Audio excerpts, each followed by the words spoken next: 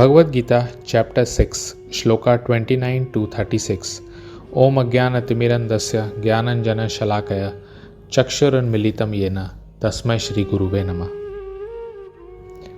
अर्जुन कृष्ण से कहते हैं, ओ मधुसूदन, आपने जो योगाभ्यास के बारे में समझाया है वो मेरे लिए करना संभव नहीं, क्योंकि मन चंचल तथा अस्थिर है। आजकल के समय में एक आदमी के लिए घर छोड़कर पहाड़ों में या जंगल में जाकर योगा करना प्रैक्टिकल नहीं है।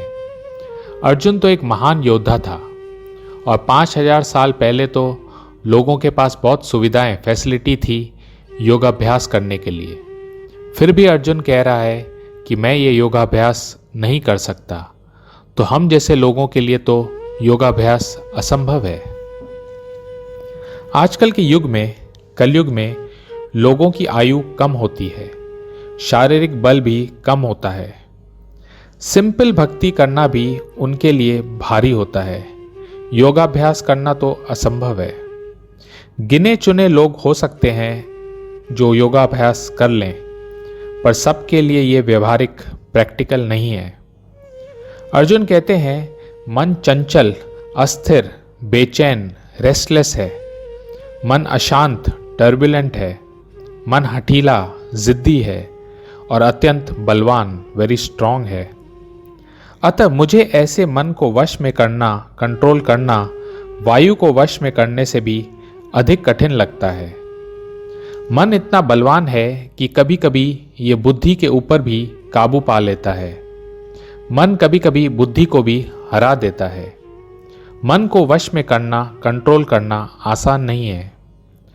कथा उपनिषद श्लोक 1.3 में कहा गया है, प्रत्येक व्यक्ति इस शरीर रूपी रथ पर एक यात्री, पैसेंजर की तरह सवार है। बुद्धि सारथी या ड्राइवर है, मन लगाम है, इंद्रियां घोड़े।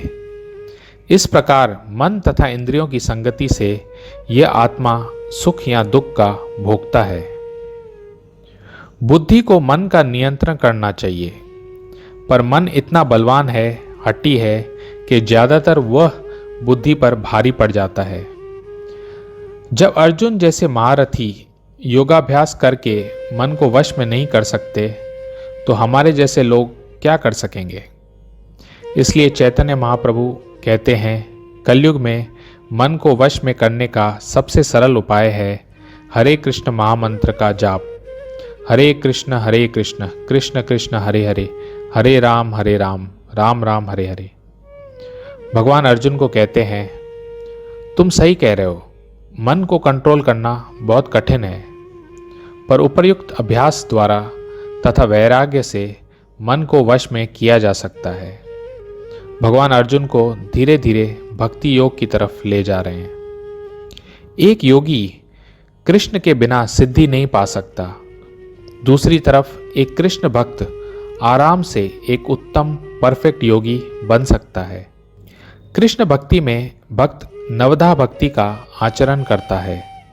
नवधा भक्ति है, नंबर 1 श्रवणम, भगवान के पवित्र नाम कथा को सुनना।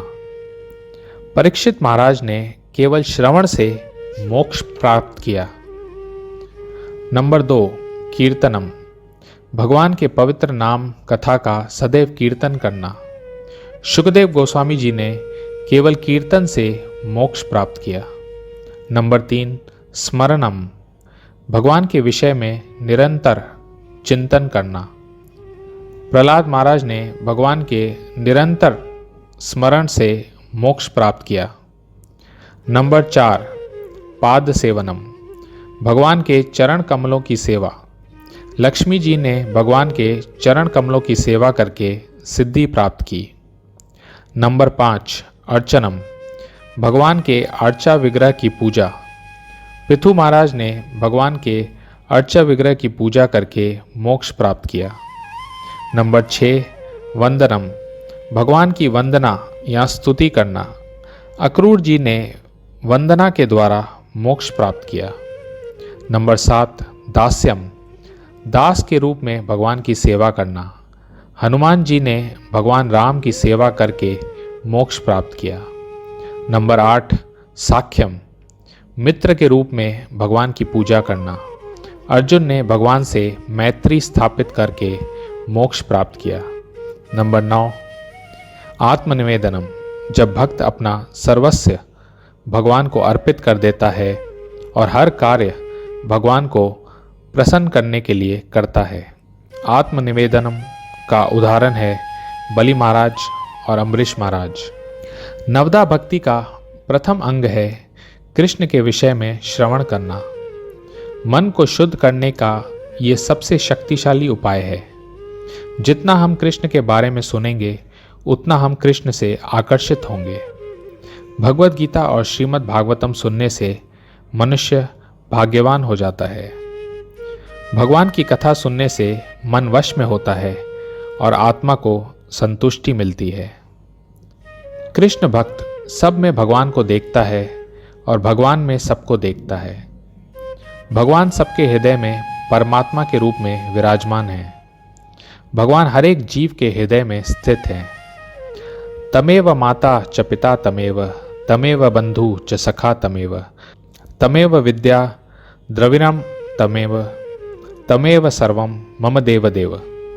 आप ही मेरे माता हैं, आप ही मेरे पिता हैं, आप ही मेरे रिश्तेदार हैं, आप ही मेरे दोस्त हैं, आप ही मेरा ज्ञान है, आप ही मेरा धन है, आप ही मेरे सब कुछ हैं, हे देवों के देव। कृष्ण भक्ति मतलब ये समझ जाना कि कृष्ण मेरे सब कुछ हैं। कृष्ण से ही हम आए हैं, कृष्ण ही हमको पालन कर रहे हैं, मेंटेन कर रहे हैं। हम भगवान की शक्ति हैं। भगवान कृष्ण हमसे बहुत प्रेम करते हैं और जब हम भी कृष्ण से प्रेम करने लग जाएंगे तो हमें भी सर्व सिद्धि मिल जाएगी। ब्रह्मा जी ब्रह्म संहिता 5.38 में कहते हैं, प्रेमांजन छुरित भक्ति विलोचन संत सदैव हृदयेषु विलोकन्ति यम श्याम सुंदरम अचिंत्य गुणास्वरूपम गोविंदमादि पुरुषम तमहम भजामि। मैं आदि भगवान गोविंद की पूजा करता हूँ, जिनका दर्शन भक्तगण प्रेम रूपी अंजन लगे नेत्रों से करते हैं। वे भक्त के हृदय में स्थित श्याम सुंदर रूप में देखे जाते हैं। Thank you very much. Hare Krishna.